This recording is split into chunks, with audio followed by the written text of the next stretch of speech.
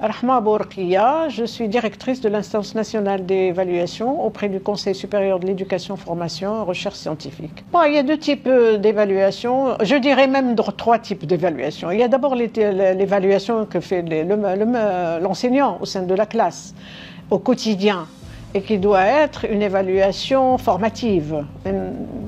Donc nous avons à changer ce type d'évaluation parce qu'en général elle est sommative, c'est-à-dire elle se sanctionne avec une note, alors que l'évaluation elle a pour objectif d'améliorer justement l'apprentissage. Il faut que l'élève apprennent de ses erreurs. Et donc il faudrait que l'enseignant prenne l'évaluation comme un instrument, disons, de faire évoluer ses apprentissages. Ça, d'un côté.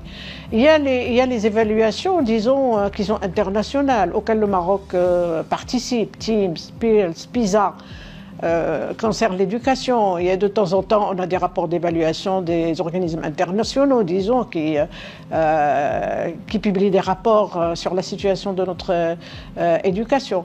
Mais à notre niveau, au niveau de notre institution, nous avons établi un programme d'évaluation des acquis des élèves, parce que comme nous avons dans nos missions de faire de l'évaluation, une sorte d'évaluation externe, disons. Parce que, comme notre conseil, c'est un conseil constitutionnel, et il a une certaine indépendance par rapport, disons, aux autorités en charge de l'éducation, de faire une sorte d'évaluation externe.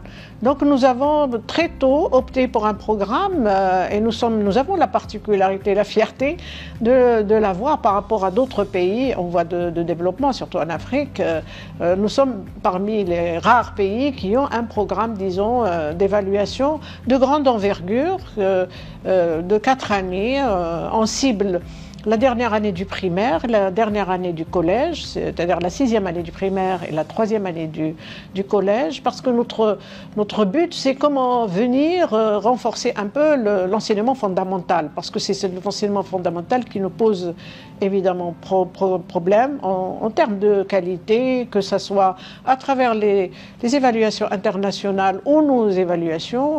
On a des déficits dans ce sens. Donc c'est un instrument d'évaluation dans le temps, pour suivre un peu l'évolution de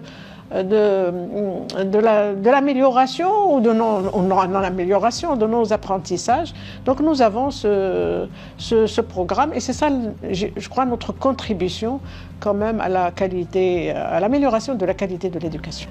Bon, ce type d'initiative, évidemment, est très important pour la simple raison que nous avons là toutes les parties prenantes de l'éducation, même les parties qui ne sont pas directement, disons, responsables de l'éducation, comme le ministère de l'Éducation nationale, qui est bien sûr le département qui est en charge. Vous avez l'INDH, vous avez les représentants des régions, vous avez les représentants d'autres ministères.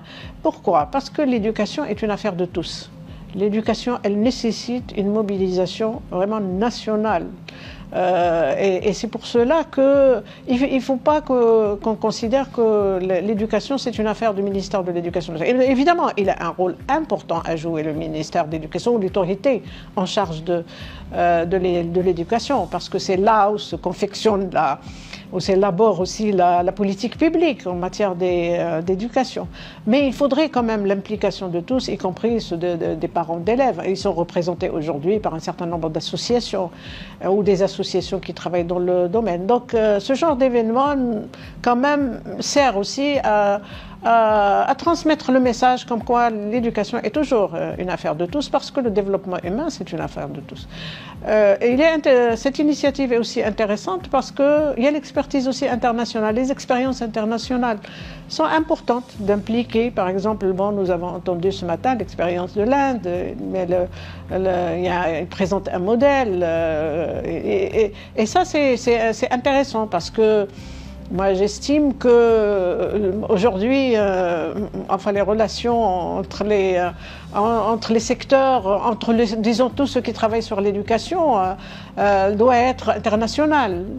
Et on s'inspire aussi de l'état de l'évolution de la science, des expériences, de ceux qui ont testé certains modèles et qui ont réussi. Aujourd'hui, c'est ce qu'on a entendu. Ils l'ont testé en classe, comment accélérer le rythme justement pour atteindre la qualité. Et je crois que ce genre d'initiative sert beaucoup et je pense que nous avons tous profité de cette matinée pour échanger.